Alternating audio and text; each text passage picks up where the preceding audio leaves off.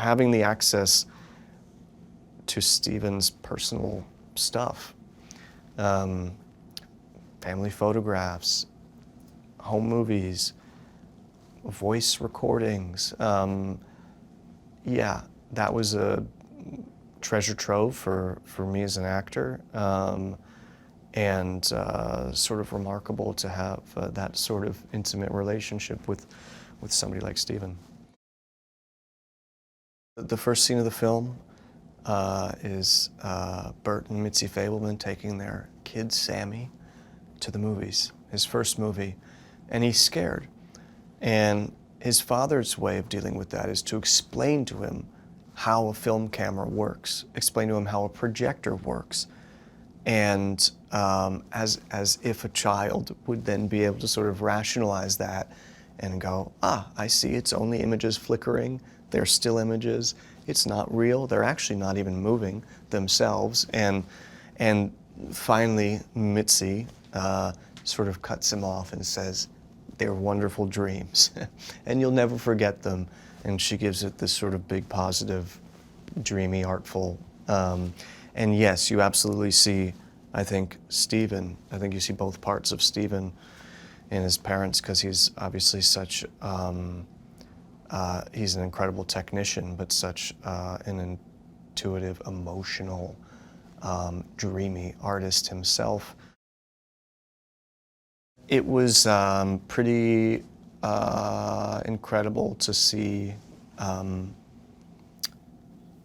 Stephen looking back at his life and, yeah, tears streaming down his face, right? Which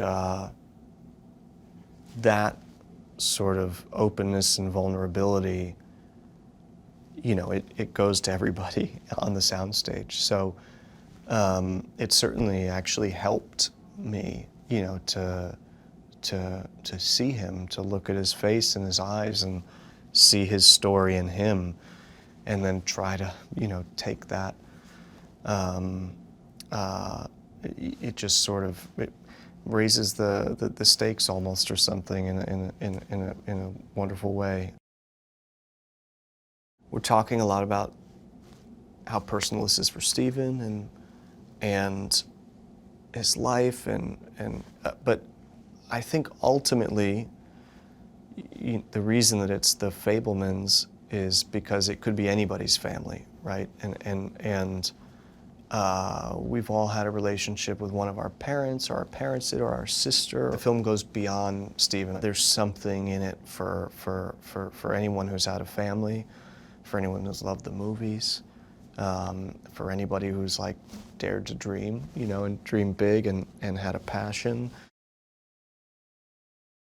What surprised me about watching the film was how inspiring it was. To see the amount of joy, the sense of humor in it, and how inspired it left me, you know, later that day and that night, the way the film ends, that surprised me, and that made me feel really good, because I think, you